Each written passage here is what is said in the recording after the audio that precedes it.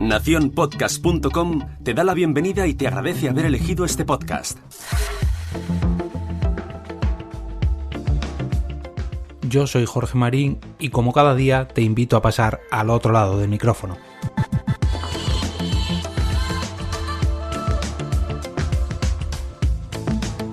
En el pasado episodio 100, una de las ideas que me propusieron, concretamente fue Aguel, fue la de dedicar unos capítulos de este podcast a repasar la historia del podcasting, y hoy os traigo la primera entrega de esta sección recién bautizada como Arqueología Podcastera.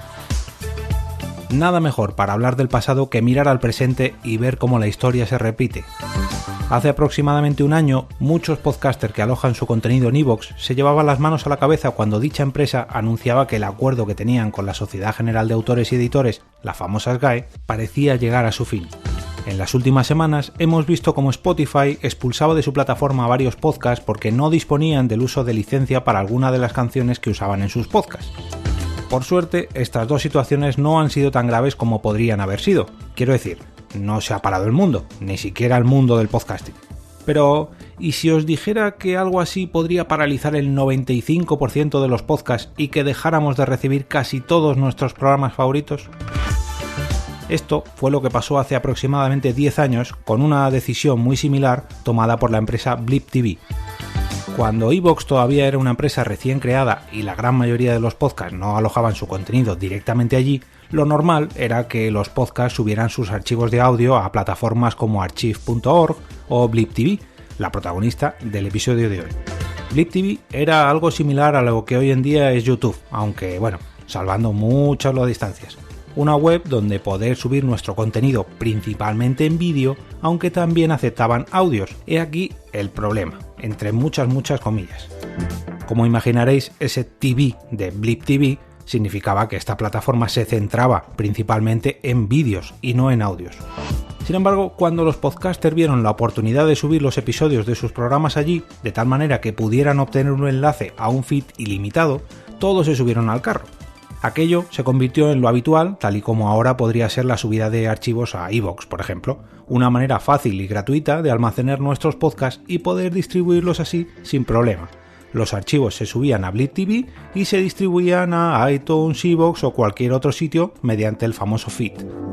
Llegado el momento, Blip TV cambió las condiciones de su servicio y no solamente canceló la opción de subir nuevos audios a su plataforma, sino que avisó de que todos los archivos allí alojados desaparecerían pasado un tiempo. Claro, estamos hablando del 2009, cuando las plataformas de podcasting no eran lo que son hoy en día. Por aquel entonces, si habías subido tu feed a iTunes o a iVoox, tus manos estaban un poco atadas y cambiar algo no era tan sencillo como lo es hoy. Si querías hacer una modificación tenías que escribir un email, mandarlo a una dirección genérica, todo esto en inglés, y rezar para que no cayera en ningún saco roto.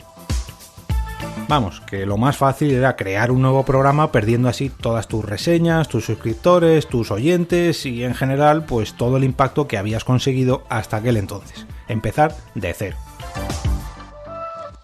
¿Y qué fue lo que ocurrió? Pues que al final una gran cantidad de podcasts que usaban Blip TV para subir sus audios se vieron en un callejón sin salida porque nadie les daba una respuesta. Obligados a abandonar sus podcasts a la deriva, muchos de ellos comenzaron a lanzar nuevos podcasts, otros los volvieron a subir con el mismo nombre e incluso muchos de ellos pues lo abandonaron completamente. Con todos estos cambios muchos podcasts pues perdieron a oyentes por el camino, desaparecieron todas sus reseñas, en fin, lo que os he comentado antes. Muchos de ellos pues tiraron la toalla y acabaron abandonando sus micrófonos, y esto sirvió para hacer una triste limpieza de podcast. ¿Y qué aprendimos con todo esto, niños?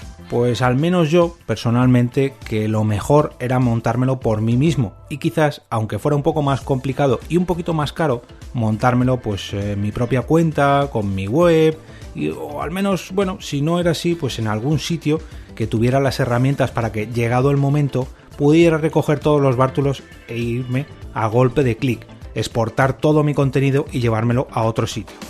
También he aprendido que las condiciones de cualquiera de estos servicios pueden variar de un momento a otro y que por muy bonito que parezca una compañía dedicada al podcasting, no mira por mis intereses, ni siquiera por los de mi podcast. Lógicamente, mira por sus intereses, y si soy yo el que quiere estar allí, debo precisamente aceptar sus condiciones. para que no me ocurra lo que ocurrió hace ya muchos años con el famoso Blip TV Gate. Y hasta aquí la primera entrega de esta nueva sección llamada Arqueología Podcastera, que debo agradecer a Agel por darme la idea y a Sune por darme las pistas para hacer este trozo de historia que yo sufrí por aquel entonces cuando todavía era oyente de podcast. Si quieres financiar estas excavaciones sonoras sobre la historia del podcasting, puedes hacerlo invitándome un café virtual a través de mi perfil en Ko-fi, entrando en jorgemarinieto.com/café. Además, con tu aportación entrarás en el nuevo sorteo del podcast, un fantástico Amazon Echo Dot de tercera generación para escuchar tus podcasts a través de este altavoz inteligente de la mano de Alec. Bueno, no lo diré, que seguro que alguna de ellas salta por ahí. Ahora es hora de limpiar las herramientas de excavación y regresar a ese sitio donde estáis vosotros ahora mismo, al otro lado del micrófono.